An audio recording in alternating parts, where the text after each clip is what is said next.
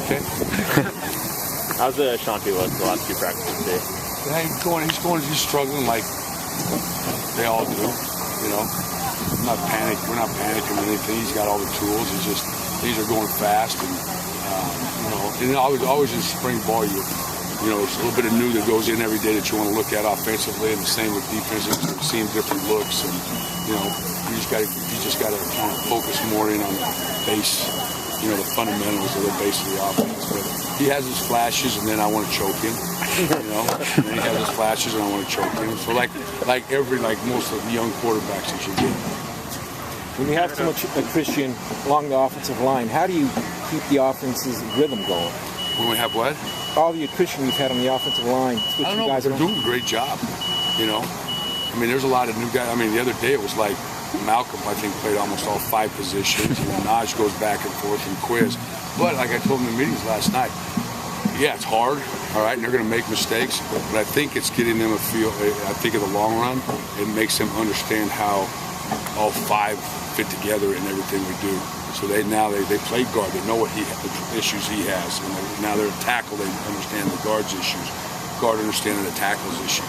Center understanding the guard, and so forth. So it's like the old coach says, right?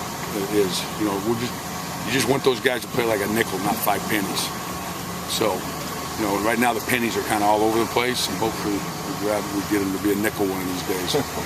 Najee Turan, you speak about him. Can you talk to us about his progress, only being here? Yeah, unbelievable. And I'm yelling at him because what these kids understand is there are no more excuses. There are no excuses. I mean, it's not he's a freshman, he's this or he's that. We don't live in that world.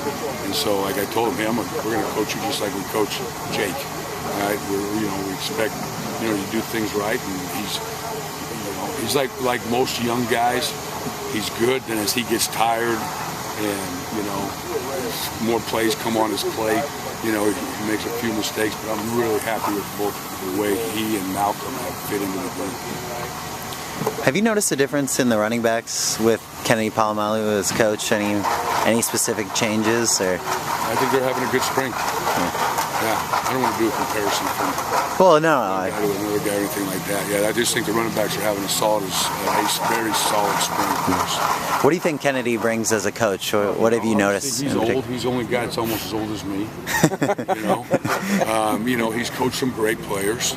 He's been in the NFL, and he's been at some other good places. So he brings that experience to us. Some of the things we're doing, we're getting to do this spring offensively are things that I really had not a very good expertise in, that he brought to the table, which I think is a great addition to what we're doing for Brett. Mm-hmm. Craig's progression, pass protection, is it about what you usually see with running backs? He's tough, but there's a lot of stuff going on in there, and I think he's kind of like Asante sometimes. He flashes, and sometimes you go, what were you thinking?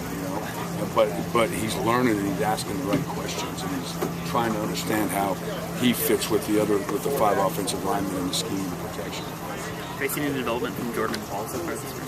From who? Jordan and Paul. Yeah, like I said, I think both those guys. I think the whole group is having just a really solid spring. I'm really happy with our running back situation.